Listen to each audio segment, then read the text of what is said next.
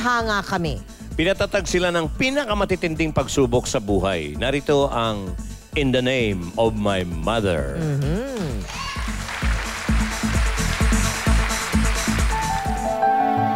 Ito ang Chai Gio, isang Vietnamese restaurant na matatagpuan sa Malate, sa Maynila.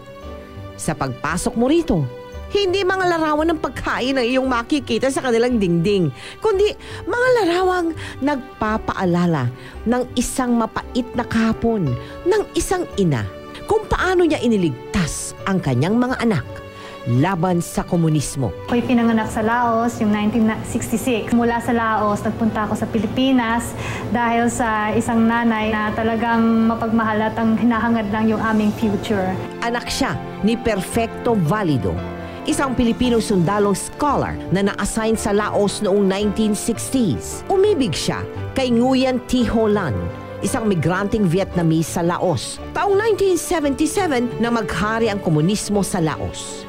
Biglang nagbago ang takbo ng buhay ni Nguyen at ng kanyang pamilya. We cannot negotiate anymore. Kasi most of the people there had become farmers. Kaya nagdesisyong umalis patungong Iran ang kanyang ama upang doon maghanap buhay. My husband, he need to work so he can bring us to follow him. Naiwan silang mag-iina. Pangako ng daddy ko, kukontakin niya kami. Mami ko lang na natanging nandyan. As a mother, she really had to be courageous, make a life of what was left of us in Laos. Mahirap kasi na-identify kami noon sa mga Vietcong, sa laban ng gobyerno yon.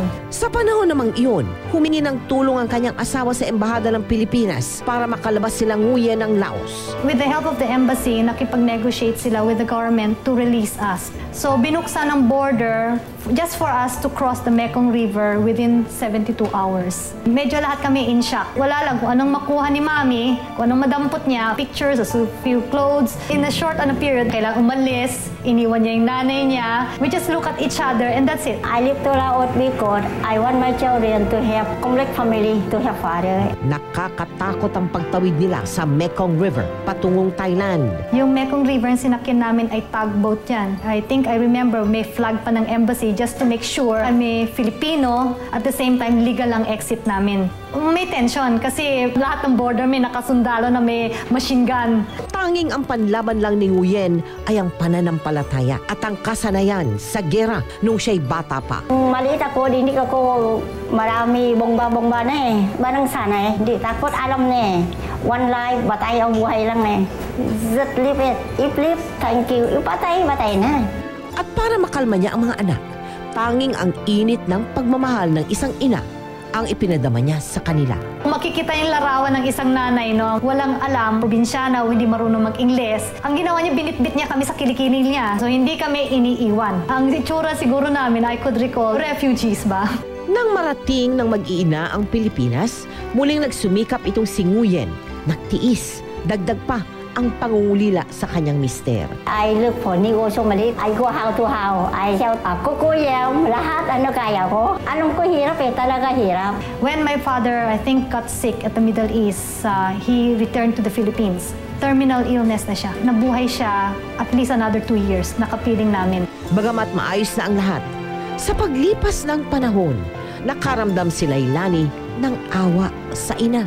Gusto ko bigay ng isang parangal ng nanay ko dahil nakita ko yung paghihirap niya bilang isang nanay. Gusto ko ibalik yung alaala ng buhay namin doon. Dahil si Mami at that time, siya ay nagtitinda. Kahit sa isang maliit na silid nitong sa restaurant, pag umupo siya, yung mga nawala sa kanya, makikita niya dito sa restaurant na to.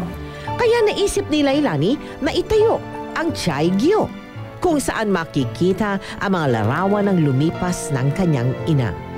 Isang inang sinubok ng hirap ng buhay, sumuong sa digmaan, nilabanan ng komunismo at sa bandang huli, nagwagi. I thank God and I don't know how I can do that. I only thank Him. Espesyal talaga ang papel ng ina. Full-time yan at sa totoo lang ha, Pards. Walang day off, walang overtime pay. Walang retirement, walang resignation. Ayun, ito maganda. Pwede ko bang i-request sa lahat ng mga mommies na may dalang picture ng baby nila. Tumayo kailangan lang dala- tayo. Tumayo lang tayo. Tumayo lang tayo. Yung may picture ng anak. Yung may Kahit hindi dalang na baby. Oh, Basta may basta. picture kayo ng anak.